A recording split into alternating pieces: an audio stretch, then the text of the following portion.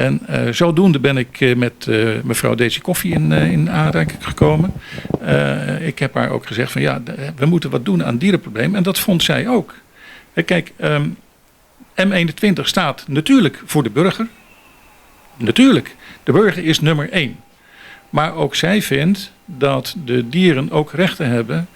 En ook zij begrijpt dat als dieren goed behandeld worden en ook keurig in het terrein, of tenminste op het eigen terrein worden gehouden, dat dat ook voor de burger meer veiligheid geeft. En dat we dan gewoon weer rustig op straat kunnen lopen. Want we kunnen vaak in sommige wijken, kan je niet op straat lopen, omdat honden over hekken heen springen, terwijl de baasjes zitten te kijken en de overheid niets doet. Het enige wat de overheid doet is, als een hond echt gaat bijten, dan mogen ze met permissie van de heer Reina de hond doodschieten. Eigenlijk is het andersom. Ze moeten eerst aan de heer Reina vragen of ze het dier mogen doodschieten, of elimineren door in slaap te laten doen door een arts.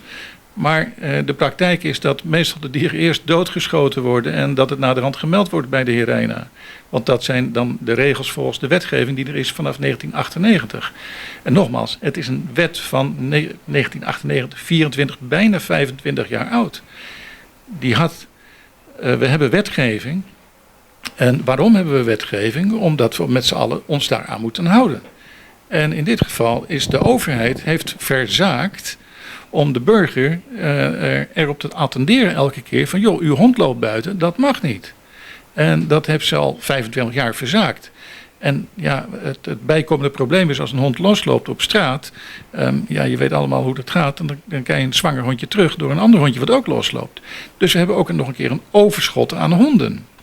En in de vergaderingen hebben wij toen ook destijds gezegd van ja, we moeten een campagne ook oprichten voor het steriliseren van de beesten. Dat het gratis is.